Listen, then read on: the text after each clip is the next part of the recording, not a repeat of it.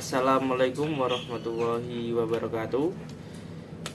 Perkenalkan, nama saya Ahmad Dimas Maksi Gunawan dari kelas 4 PGSD A7.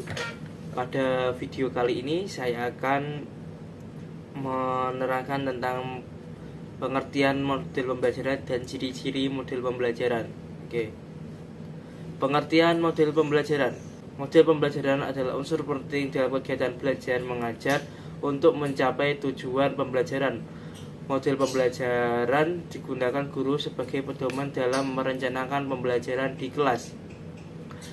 Joyce dan Well dalam Rusman tahun 2012 berpendapat bahwa model pembelajaran adalah suatu rencana atau pola yang dapat digunakan untuk membentuk suatu kurikulum atau rencana pembelajaran jangka panjang, merancang bahan-bahan pembelajaran, dan membimbing pembelajaran di kelas atau yang lain.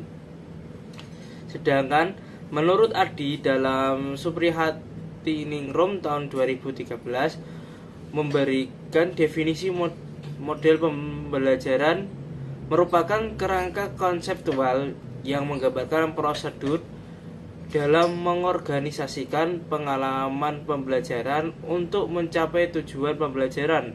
Model pembelajaran berfungsi sebagai pedoman guru dalam merencanakan dan melaksanakan kegiatan pembelajaran.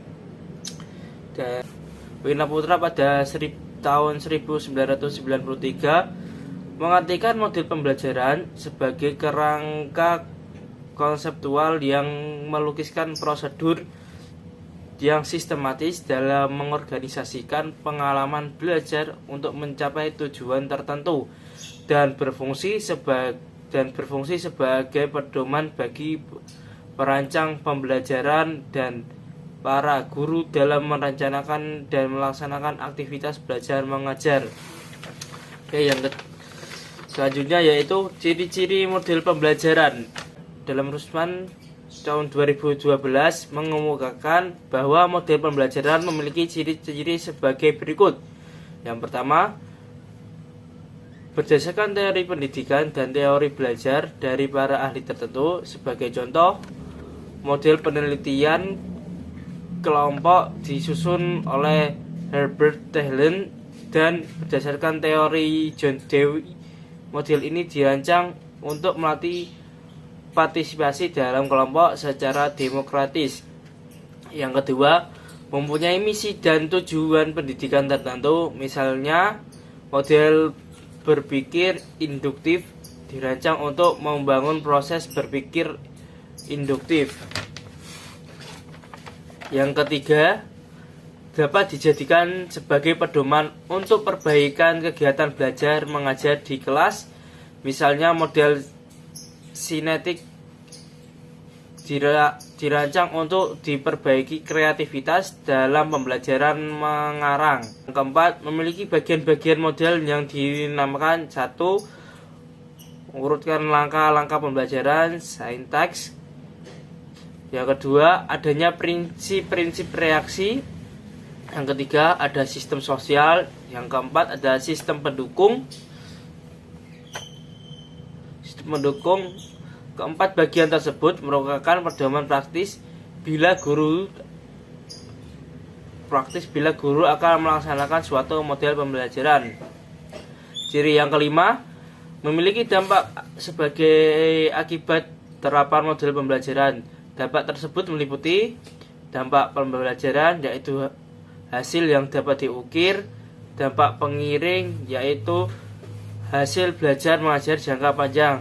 Dan ciri yang keenam, membuat persiapan mengajar atau desain instrusional dengan pedoman model pembelajaran yang dipilih.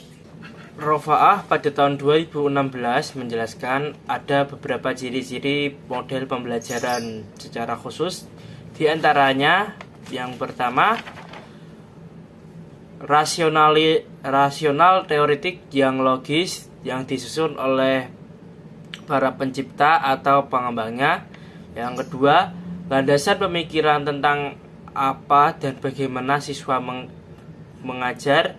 Yang ketiga, tingkah laku mengajar yang diperlukan agar model tersebut dapat dilaksanakan dengan berhasil.